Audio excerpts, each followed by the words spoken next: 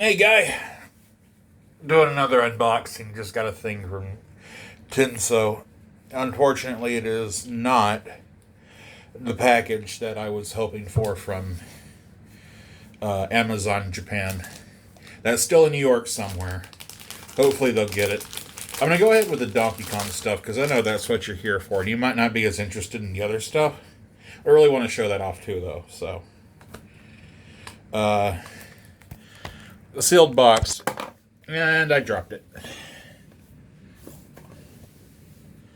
Alright.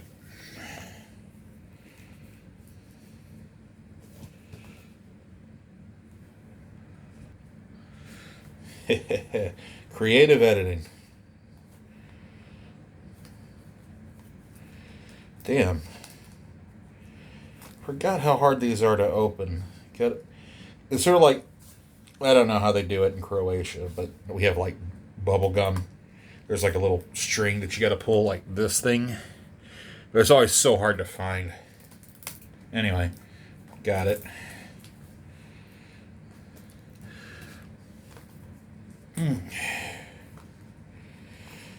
I'll go through these and check your wanted list if I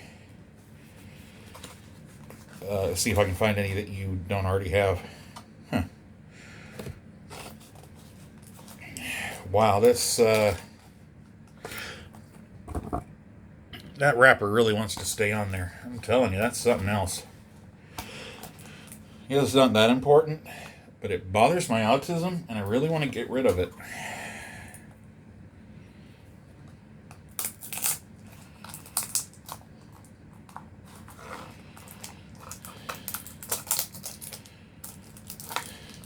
Hoping in a few months they'll have some more DK64 singles or something. It's pretty clear that they don't want to sell the packs for whatever reason. It's kind of weird to me. Alright. Okay. Well, this makes part of my purchase moot. Robo Candy Kong. And the rare K-Roll. I'm not sure if you have that one. I think you do, though. I'll check. I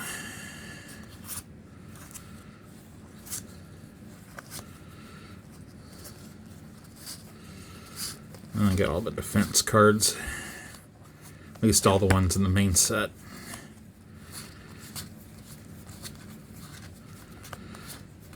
I mean, I'm going to go through and check and make sure I'm not missing any.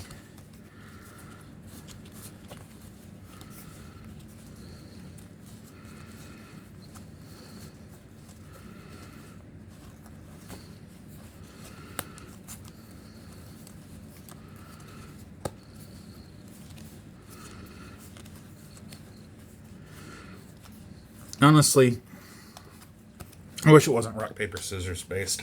I think it would have been a lot more interesting if they had used more rules more akin to Magic or Pokemon with a kind of resource card. So I'd accidentally ordered that, and by accidentally I mean I won an auction and didn't bring it over for like a week or for like a month until, you know, my free storage period was almost up for it.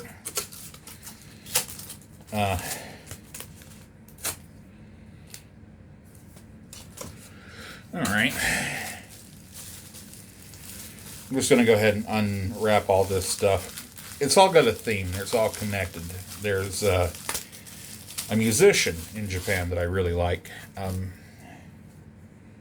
He's kind of a weird guy, but I like him. And when I was a kid, I kind of knew about him because I bought a lot of these Pokemon collectors magazines, and it would have like the Japanese cards, and there was one called Imakuni. And Imakuni was just this weird Japanese guy who was on a card for some reason. And I couldn't quite figure out why that was, but I liked it. It even had like a little Pokedex entry saying that he wants you to play him from your hand as a Pokemon, but you can't. He goes around asking children who's cuter, Pikachu or me. And I thought that was funny. All right. So I did get a couple of cards. This is Imakuni's Loudred and Shining Imakuni. If you know anything about the Pokemon game, you know that there are Shining Pokemon. So this is the Shining version of Imakuni, which I always thought was fun. It made it feel like he was an actual Pokemon, like he wants people to think. He's actually probably responsible for Pokemon getting back to its peak after the Electric Soldier Porygon incident, which, by the way, if you don't know, the Porygon episode did cause seizures, but it was Pikachu that did it. Yet they won't put Porygon in episodes for some reason. I just think it's kind of a bad rap. Pokemon of America's, or the Pokemon Company International's Twitter account once posted that Porygon did nothing wrong, and I respect the hell out of that. That's very funny.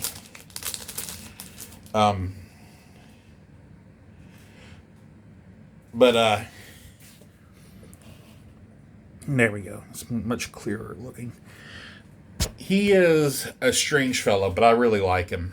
He's actually very nice. I asked if he'd ever designed a Pokemon. The answer was no.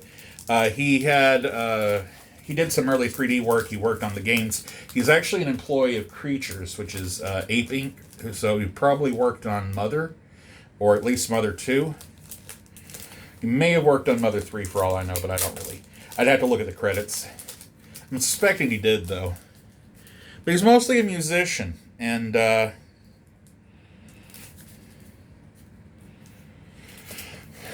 so this is one of his albums. It's on a little mini CD, and that's his band Suzuki-san. Kobayashi's there in front. Imakuni's the one that looks like a little mouse guy, and Raymond is actually an English. I think he's English. He might be an American, but he speaks English. He's an English-speaking musician in Japan, and he's the three of them were part of a group called Suzuki-san, and Suzuki-san, their claim to fame was a program called Trade Please, which was done in order to get people to trade Pokemon. Looks like these are stickers, it looks like.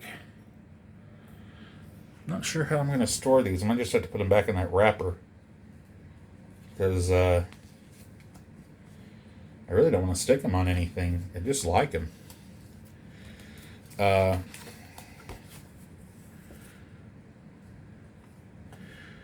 It looks like there might have been a music video that goes along with this. Maybe it's actually on the CD. I'm not really sure.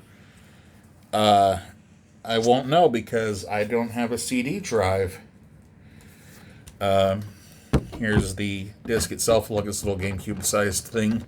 It's not even compatible with the GameCube, though. So, whatever. They have another one that's the same size. Here's the insert, which I think has the lyrics. Yeah.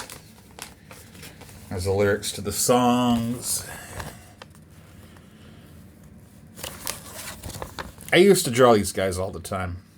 I really like Imakuni's art style. It's very childish. It's very fun. There's this guy, Tomokazu Kamiya, who's another artist that I really like, and I collect his art.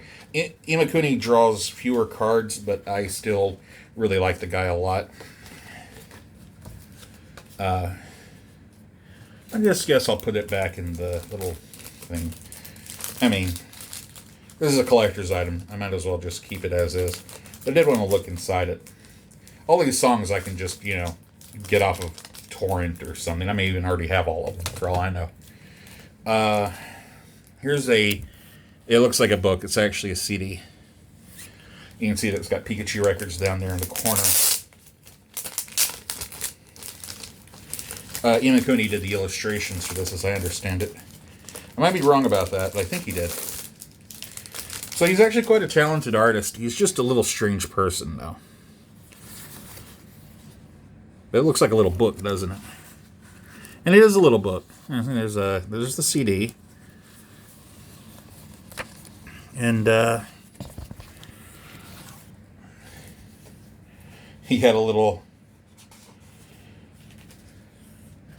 thing on the inside. I think it's called How to Draw the Pokemon. I can't quite remember. But it shows like little cartoon versions of the Pokemon and how you draw them. And looking here, you draw Mew upside down as like a little bunny, which is cute. Little eyes become his arms. Not a Pokemon I ever had much trouble drawing, but Tangela, on the other hand, yeah. I think this is very sweet. I think there was a promo card that came with it. I don't have it.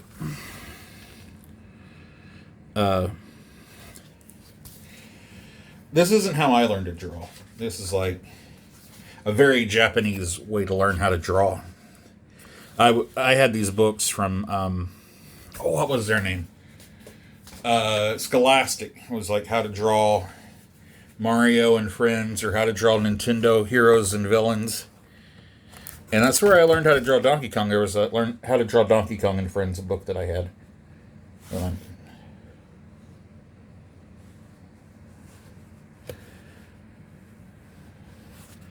Why won't you focus? They just show you different ways to draw Ditto. I really think that's cute. Because, he's amorphous. So, he can be whatever shape he wants. Here's Ghastly. Not a particularly difficult Pokemon to draw. And they do some more Dittos because, he can look like anything. So here he is. He's a star. He's the number 1. He's a mountain. He's some sushi. I guess that's just, what was that? Shrimp tempura. Here's Electrode. Kinda.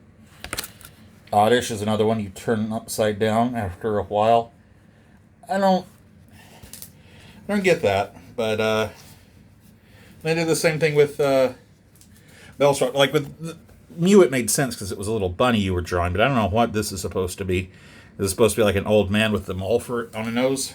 I'm not sure. And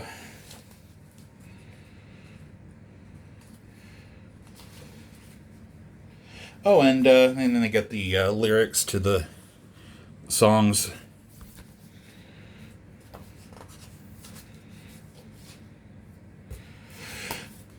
I think this is some really cute stuff. Maybe I'm just a little nostalgic. I'd like to talk with Mr. Imakuni again. I'd like to get him to sign one of my cards, for that matter. We finally got it in 2016 after 20 years. So, it's kind of nice that I actually have an English version of his card, even if it's completely useless. Especially with the supporter rule now. Anyway, I'm rambling, so I'll talk to you later, man. You have a good one.